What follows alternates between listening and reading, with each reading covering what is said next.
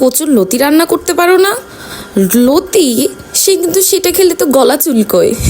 কি ভাবছেন এটা আমি বলছি না, এটা কিন্তু আমি বলছি না, এটা অনেক রাঁধুনিদের চিন্তা। তাদের হাজবেন্ডরা বা পরিবারের লোক যখন বলে যে একটু কচুর লতি রান্না করো, অনেকেই দেখা যায় যে নতুন রাঁধুনিরা কিন্তু কচুর লতি রান্না করতে পারে না। দেখা যায় যে হাতটা চুলকোয় বা গলা চুলকোয়, এইরকম একটা থাকে। কারণ বেসিক্যালি আমরা কিন্তু সবাই বর্তমানে শহরেই থাকি, গ্রামের ফ্রেশ লতিটা তো পাবো না। কিন্তু লতি পাবো না তো কি হয়েছে, যেটা আছে সেইটাকেই তো বানিয়ে খেতে হবে, তাই না?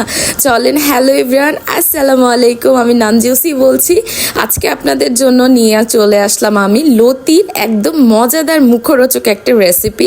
এইখানে আমি লতিটা কুচি কুচি করে নিয়েছি, কারণ লতির ভেতরে আদারওয়াইজ মশলা যাবে না যদি আপনি ফেড়ে না দেন। আর এইটা কিন্তু দেশি আলু দিয়ে রান্না হবে। দেশি আলুটা কিন্তু এমনি অনেক মজার হয়, তাই না? আর দেশি আলু যদি থাকে আমার মনে হয় চচ্চড়ি ভাজি অনেক অনেক অনেক মজা হয়। আমি আপনাদের সাথে অনেক রেসিপি শেয়ার করব। কিন্তু এই আলুটা কিন্তু আমার গ্রাম থেকে নিয়ে আসা। এই যেখানে আলু কুচি করে নিচ্ছি আমি। দেশি আলুটা কুচি করতে গেলে একটু আমার প্রবলেম হয়ে যায়, দেখা যায় যে আমার হাতে সহজে আসতে চায় না।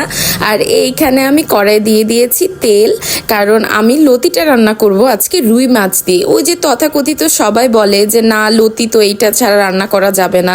তো আমি আজকে কিন্তু আপনাদের রুই মাছ দিয়ে লতি রান্না করে দেখাবো। এইখানে আমি দিয়ে দিলাম রুই মাছের মাথা, এইখানে আরেকটা মাথা দিয়ে দিলাম। মাথাটা বেসিক্যালি আমি ফেড়ে দিয়েছি, কারণ ভাজাটা ভালো হয়। আর এই যে আমি লতিটা ধুয়ে নিয়েছি, ধুয়ে নিয়ে আমি এখানে কড়াই উঠিয়ে নিচ্ছি। এটা কিন্তু একটু পেঁয়াজ বেশি লাগবে, দেখতে পাচ্ছেন আমি খুব সুন্দর করে কিন্তু পেঁয়াজ কুচি করে নিয়েছি। আপনারা পেঁয়াজ অলওয়েজ বেশি দিবেন। আমি এখানে দিয়ে দিয়েছি লবণ, পেঁয়াজ, আর এই যে দিয়ে দিলাম সামান্য হলুদ। আমি বরাবরই রান্নায় হলুদ কম দিই। আর এইটা হচ্ছে লেবুর রস, এইটার মাধ্যমে কিন্তু আপনার গলা চুলকবে না। এইখানে আমি দিয়ে দিলাম গুঁড়া মরিচ, আর এই যে আমার ম্যাজিক মশলা দিয়ে এখন হাতের জাদুতে মাখাবো।